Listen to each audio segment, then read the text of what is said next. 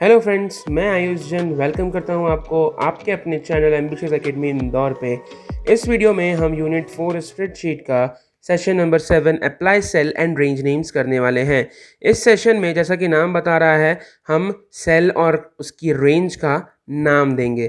तो स्टार्ट करते हैं। जैसा कि मैंने यहाँ पे आपको वीडियो दिख रही है, मैंने बना रखी है यहाँ पे एक टेबल। इस टेबल के अंदर हमने लिखा हुआ है month, number of unit sold, जनवरी, फरवरी, मार्च, अप्रैल, मई, जून। ये मंथ्स हैं जिन मंथ्स के हमने कोई भी प्रोडक्शन यूनिट है वो इतना बेचता है प्रोडक्ट प्रोड्यूस करके, उसकी डिटेल्स यहाँ पे लिखी हुई है। हमने जैसा कि आपने पहले सेशन में देखा होगा, वहाँ पे हमने ऑटो सम यूज़ किया था। उस ऑटो सम में हम क्या करते हैं, यहाँ पे सम लिखते हैं या फिर ऑटो सम ऑप्शन को यूज़ करते हैं और उसके थ्रू हम यहाँ पे एडिशन करते हैं bye selecting the number of columns या फिर नंबर ऑफ सेल्स। उनको सिलेक्ट करके हम एडिशन करते हैं या फिर और भी कोई ऑपरेशन है तो वो सारे ऑपरेशन हम इसके थ्रू कर पाते हैं। यहाँ पे हम देखते हैं कि कोई भी अगर सेल है तो उसका हम नाम कैसे देंगे। जैसे अगर मैं यहाँ पे मेरा लिखता हूँ B2, तो B2 मतलब मेरा ये वाला सेल होगा B2, और B3, B4, B5, B6, B7। अब अगर सपोज़ मुझे इन सबको ऐड करना है तो यहाँ पे मेरा फॉर्मूला आएगा इक्वल्स टू, उसके बाद आएगा सम, उसके बाद आएगा ब्रैकेट, एंड ब्रैकेट में मुझे यहाँ पे एड्रेस लिखना होता है तो मैं यहाँ पे एड्रेस लिखूँगा B2। तो देखो B2 वाला सिलेक्ट हो गया, फिर मैं कोलन बनाऊँगा एंड लिखूँगा B7। तो ये मेरे B2 से B7 तक के सारे सिलेक्ट हो गए। क्लोज किया ब्रैकेट को एंड एंटर मारा तो यहाँ पे आपको सम दिख रहा है।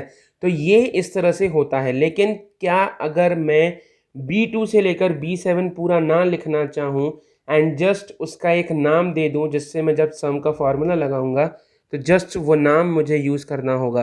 तो उसके लिए सिंपल सा तरीका होता है, हमें सबसे पहली चीज़ जिन जिन को करना है उनको सिलेक्ट करेंगे हम।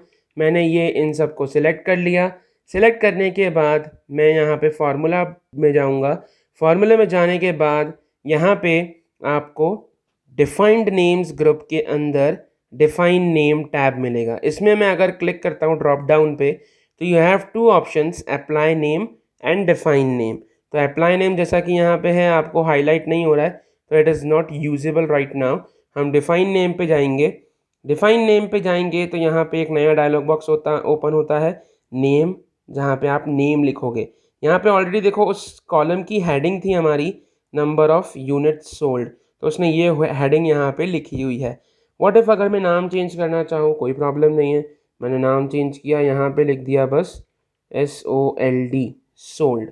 ठीक है।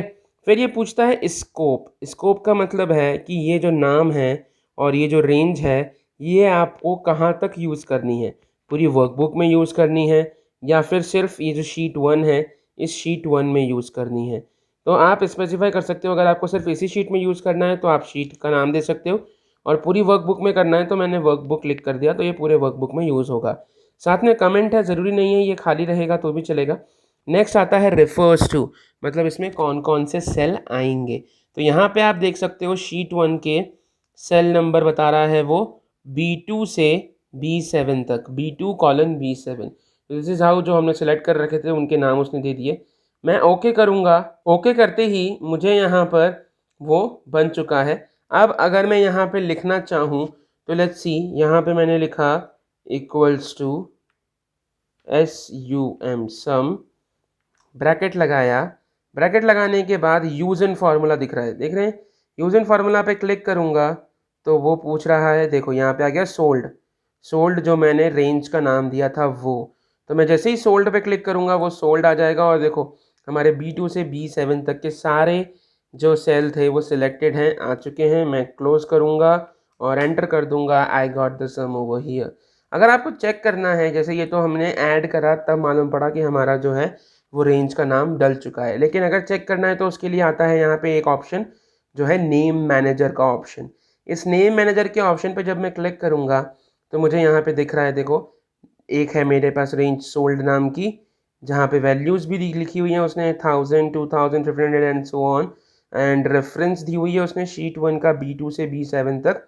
स्कोप इसका है वर्कबुक। अगर मैं इसको चेंज करना चाहूँ तो मैं जस्ट सेलेक्ट करूँगा और यहाँ पे मेरे पास ऑप्शन आ जाते हैं एडिट, डिलीट एंड न्यू का। एडिट करना है तो मैं एडिट पे क्लिक कर दूंगा तो वापस से वही ऑप्शन आ गया।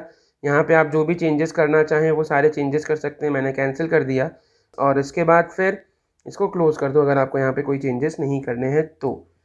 अब बात आती है कि अगर मैंने ये रेंज नेम दे दिया है तो क्या मैं इसको डिलीट कर सकता हूँ, मैं दूसरा बना सकता हूँ। दूसरे आप जितने चाहें उतने बना सकते हैं। एंड साथ में अगर डिलीट करने की बात आती है तो आप डिलीट भी कर सकते हैं, सेम यही नेम मैनेजर पे जाके फार्मूला टैब में डिफाइन नेम्स ग्रुप में नेम मैनेजर का ऑप्शन आएगा, इस पर आपको क्लिक करना है। आपका रेंज खुल गया, रेंज का नाम मैंने सिलेक्ट कर रखा है और सिंपल डिलीट दबाना है। डिलीट प्रेस करते ही उसने पूछा are you sure you want to delete this name sold, तो यस मैंने बोल दिया ओके, तो उसने उसको डिलीट कर दिया and there is no sold range name. तो इस तरह से आप अपने कोई भी सेल्स के ग्रुप का एक नाम दे सकते हो उस पूरी रेंज का, जिससे आप कहीं भी यूज़ करना चाहो तो you don't have to specify the name of the cell, direct उस रेंज का नाम दे दो और आपका एडिशन सब्ट्रैक्शन जो भी आप करना चाहो वो सारी चीज़ें हो सकती हैं। So this was the video. Subscribe करना मत भूलना चैनल को, लाइक एंड शेयर ज़रूर करना और मुझे इंस्टा और ट्विटर पे फॉलो ज़रूर कर देना ताकि आपको जब भी अगली वीडियो आने वाली हो और कौन सी आने वाली है वो आपको वहाँ पे उन सोशल मीडियाज़ पे पता चलता रहेगा। नेक्स्ट सेशन जो होगा हमारा सेशन नंबर 8 होगा, create modify and format charts. Charts के बारे में पढ़ेंगे सारी चीज़ें। सब्सक्राइब कर दोगे तो आपको मालूम पड़ जाएगा कि वीडियो आ गई है। So please subscribe. Thank you for watching the video. Bye bye.